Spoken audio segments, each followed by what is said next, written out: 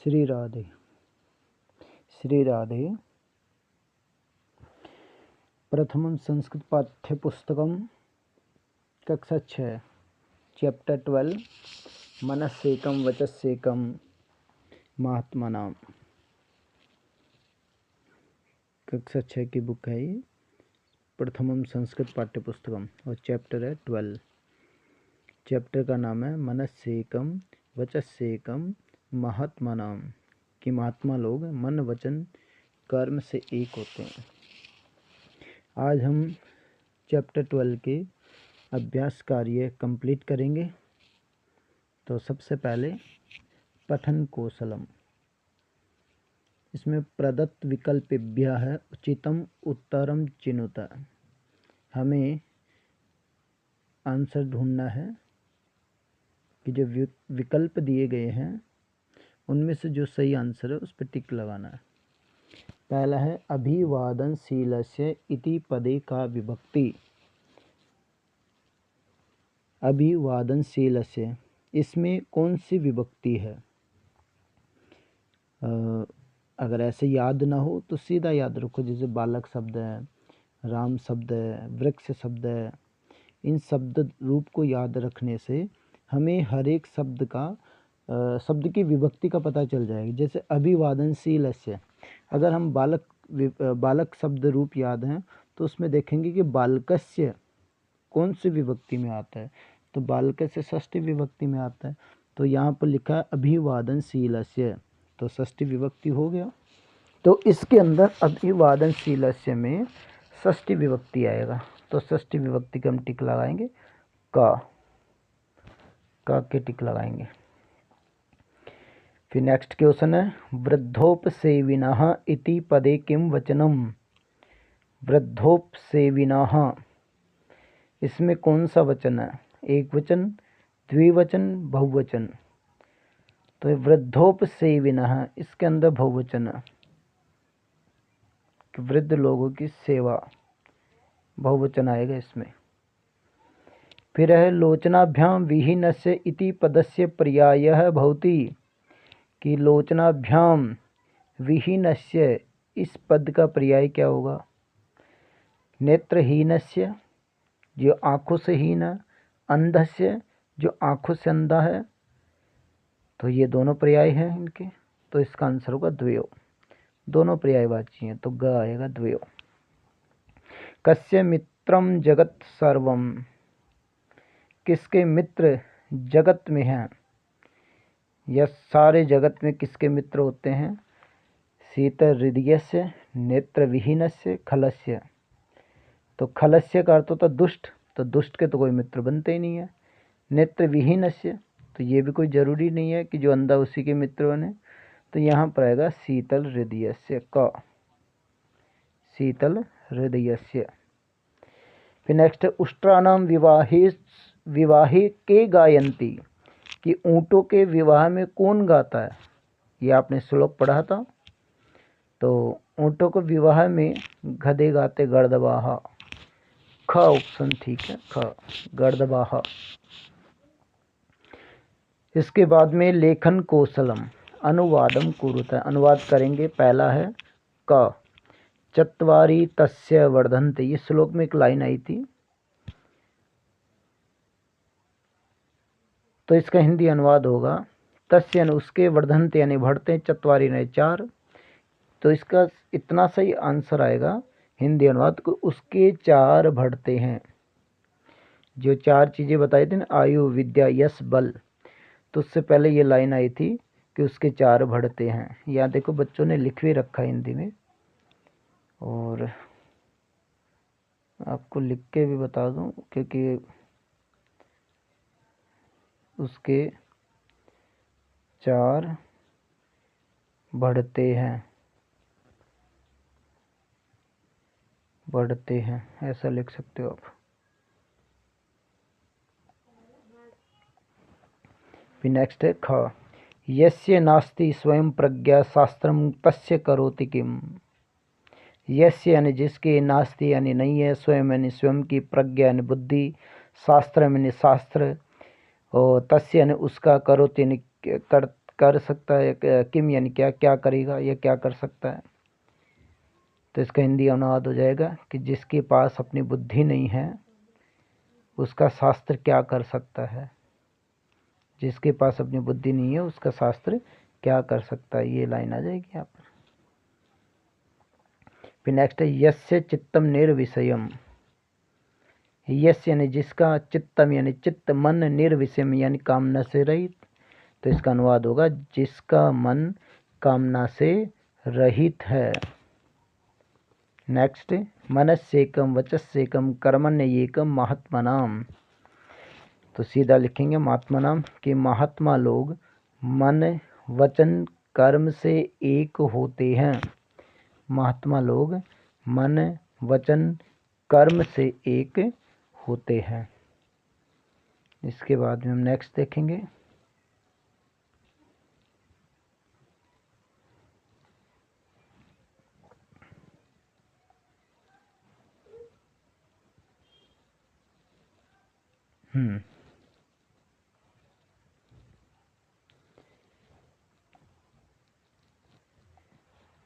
Next है उष्ट्राणाम विवाहेषु गीतम गायन्ति गर्दभाः। कि ऊँटों के विवाह में गीत गाते हैं गधे। गर्दभायन गधे, कि ऊँटों के विवाह में गधे गीत गाते हैं। ये बच्चे ने गधे गधे लिख दिया, गधे गधे। कि ऊँटों के विवाह में गधे गीत गाते हैं, ऐसा लिख सकते हो। ऊँटों के विवाह में गधे गीत गाते हैं। अब नेक्स्ट क्वेश्चन नंबर 2 आ गया। वाक्यम सत्यम असत्यम इति लिखत। कि वाक्य सत्य है या असत्य, ये लिखना आपको। पहला है नित्यम विद्योपसेविनः चत्वारि वर्धन्ते। हिंदी अनुवाद होगा कि जो नित्य वृद्ध लोगों की सेवा करते हैं। ये विद्योपसेविना आगे वृद्धोपसेविना आना था, थोड़ा सा मिसप्रिंट है। वृद्धोपसेविना, कि जो लोग नित्य वृद्ध लोगों की सेवा करते हैं उनकी 4 चीज़ें बढ़ती हैं। कौन कौन सी? आयु, विद्या, यश और बल। हाँ ये गलत हो गया ना हमारा, देखो वृद्धोपसेविना आना था या विद्योपसेविना लिख दिया, इसलिए हमारा असत्य हो गया। फिर नेक्स्ट है लोचनाभ्याम हीनस्य दर्पणः एव करिष्यति। कि जो आंखों से अंधा है या आंखों से हीन है वह दर्पण एव करिष्यति। यहाँ पर आना तो दर्पण है किम करिष्यति, कि वह दर्पण का क्या करेगा। यहाँ एव शब्द आ गया, एव का तो ही अर्थ होता है, तो ये भी असत्य हो गया। असत्य लिखा हुआ है, वैसे लिख लो आप असत्य, असत्य। फिर है मनस्येकम वचस्येकम कर्मण्येकम दुरात्मानाम। ये भी हमारा असत्य है। क्यों? क्योंकि मन से वचन से कर्म से एक होते हैं, तो महात्मा होते हैं, या तो दुरात्मा लिखा हुआ है, दुरात्मा नाम, इसलिए ये भी असत्य है। नेक्स्ट है घ। घ है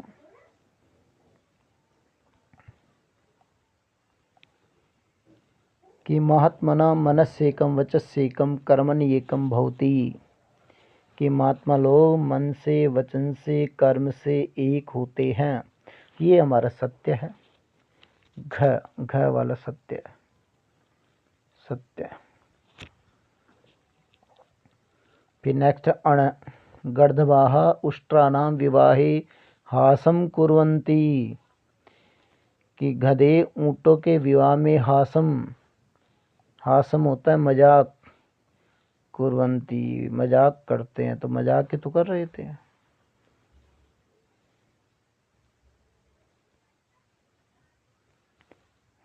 क्या कह रहा है? गर्दभाः उष्ट्राणाम विवाहे हासम कुर्वन्ति।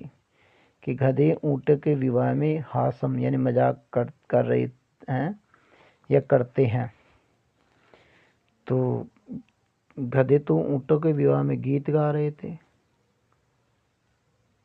तो ये भी हमारा असत्य हो जाएगा, क्योंकि गीत गा रहे थे ना कि मजाक कर रहे थे, ये असत्य आएगा। इसके बाद नेक्स्ट है, अगर समझ में ना आए तो वीडियो को दोबारा देखकर आप समझ सकते हैं।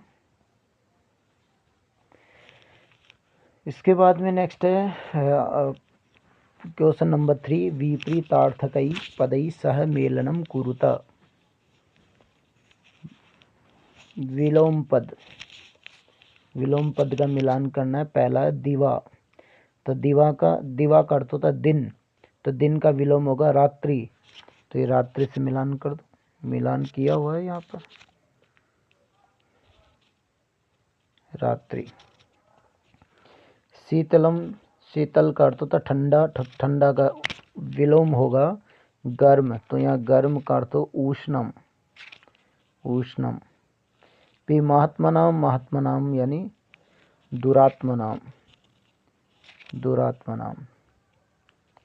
इसके बाद में है सदाचार, सदाचार का होगा दुराचार।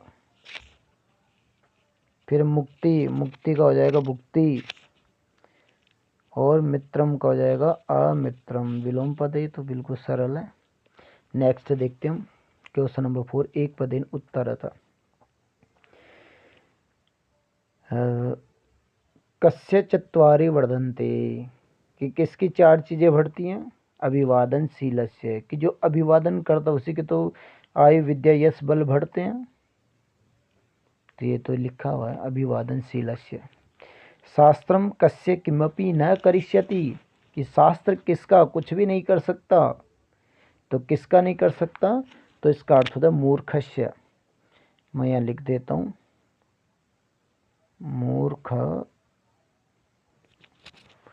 मूर्खस्य, मूर्खस्य,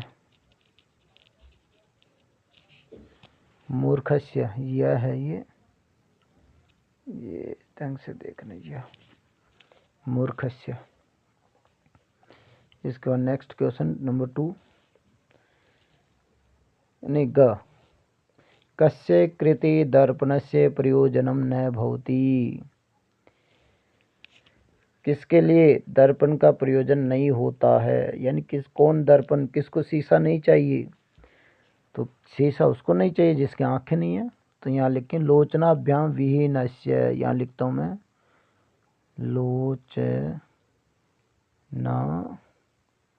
लोचनाभ्याम, ये थोड़ा सा लिखने के लिए ध्यान से देखना।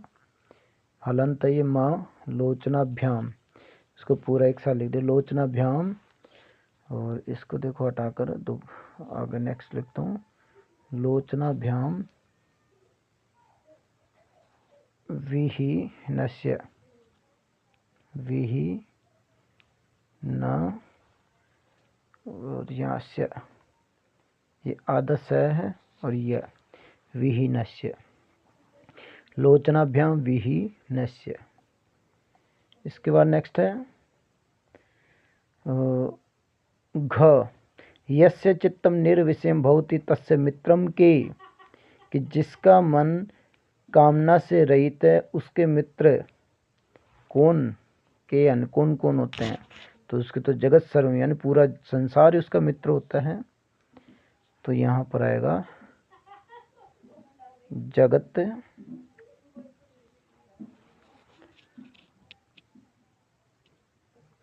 ये जगत, ये स है, और ये वाह के यहाँ पे हलंत में जगत सर्वम।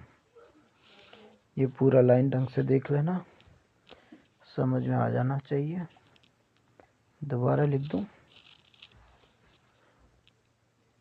दोबारा देखो जगत सर्वम, और हलंत में यहाँ नीचे लिख दिया जगत सर्वम। अब है नेक्स्ट अण, मनसा वाचा कर्मणा के एकम भवंती, कि मन वचन कर्म से कौन एक होते हैं, तो ये तो महात्मा लोग होते हैं, तो लिख दो आप महात्मनाम,